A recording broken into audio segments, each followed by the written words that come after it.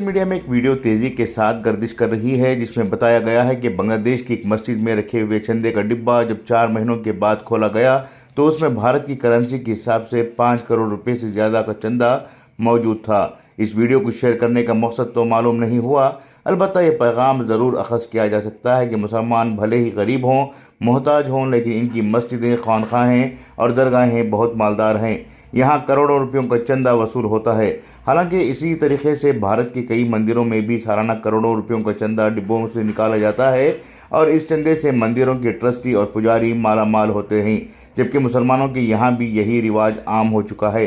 भारत में किए गए एक सर्वे के मुताबिक अब भी 73% मुसलमान माशी तौर पर कमज़ोर हैं। इनकी हालत दलितों और कबाइलों से बदतर है, जबकि भारत की कई दरगाहें और मस्जिदों का चंदा करोड़ों रुपयों का होता है। हालांकि इस्लाम में इन चंदों का तस्वुर भी बिल्कुल नहीं है। अगर वाकई में चंदे का सिस्टम या गोलक का सिस्टम होता तो हरमैन शरीफैन में होता।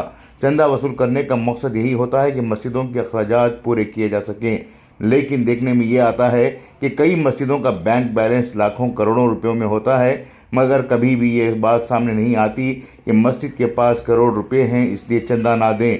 ना ही कभी किसी दरगाह या मज़ार की कमेटी ये ऐलान करती है कि आपके चंदों की ज़रूरत वली अल्लाह को नहीं है, ना ही इस दरगाह के लिए है।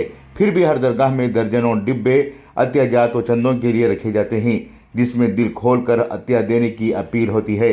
हाँ, कुछ ऐसे मज़ारात मौजूद हैं जहाँ पर मोतक़िदीन की आमद होती है, जहाँ पर लंगर का इंतज़ाम किया जाता है, पाकी सफाई होती है और क़ियाम का इंतज़ाम होता है। ऐसे मज़ारात में चंदे लिए जाते हैं तो कोई हर्ज नहीं, मगर बेशतर मज़ारात में तो बाकायदा एम्प्लॉयमेंट का सिस्टम है जिसके ज़िम्मेदारान तनख्वाहों पर काम करते हैं। अब हम असल बात पर आते हैं। अब भी मुसलमानों के पास आला तालीम के लिए बेहतरीन सहूलियात नहीं हैं। अब भी मुसलमान तालीमी तौर पर पसमानदा हैं। अब भी मुसलमान बेरोज़गारी का शिकार हैं। अब भी मुसलमान सूदी लेन देन में मुब्तला हैं। अब भी मुसलमान अपने बच्चों को तालीम दिलवाने से महरूम हैं। अब भी मुसलमानों के दीनी मदारिस बुनियादी सहूलियात से दूर हैं। अब भी मुसलमान माइक्रो फाइनेंस, बैंक लोन और सूदी लेन देन पर मुनहसर हैं। अब भी कई मुसलमानों के पास रहने को घर नहीं है, सोने को बिस्तर नहीं है।